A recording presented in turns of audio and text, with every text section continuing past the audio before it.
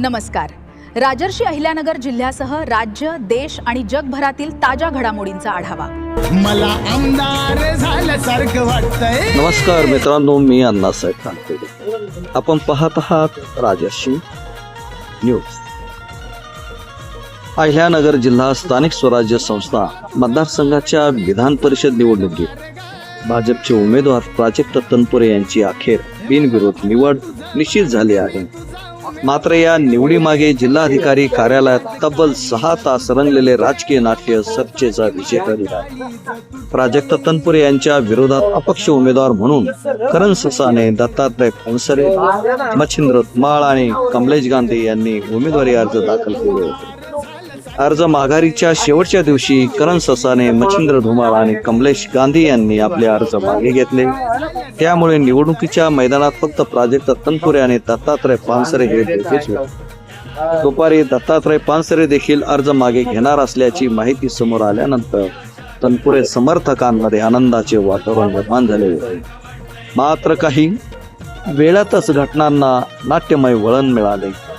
दत्तात्रय पानसरे जिल्हाधिकारी कार्यालयात दाखल झाले आणि त्यांनी माझी खोटी सही करून अर्ज मागे घेण्यात आला आहे असा गंभीर आरोप केला.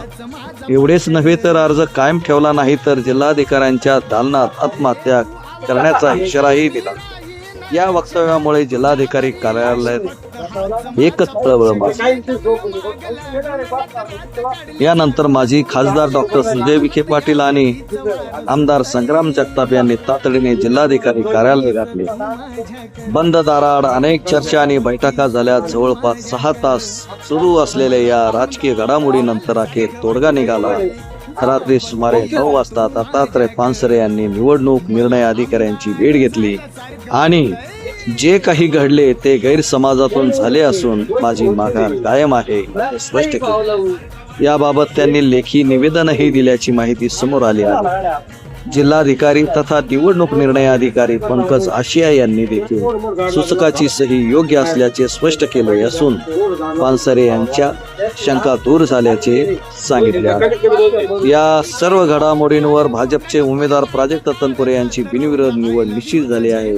त्यामुळे महायुती आणि भाजपसाठी हा एक महत्वाचा राजकीय विजय मानला जातो. मात्र खोट्या सहीचा आरोप, आत्महत्येचा इशारा आणि 6 तास चाललेला राजकीय थरार यामुळे या संपूर्ण प्रकरणामागील नेमके कारण काय याबाबत राजकीय वर्तुळात विविध चर्चांना उधाण आले आहे. या बातमीबाबत आपले मत काय आहे कमेंटमध्ये नक्की कळवा. अशा ताज्या आणि विश्वासार्ह बातम्यांसाठी राजर्षी अहिल्यानगर वार्ता YouTube चॅनलला सबस्क्राईब करा, व्हिडिओला लाईक करा आणि बेल आयकॉनचे बटन दाबायला विसरू नका. धन्यवाद.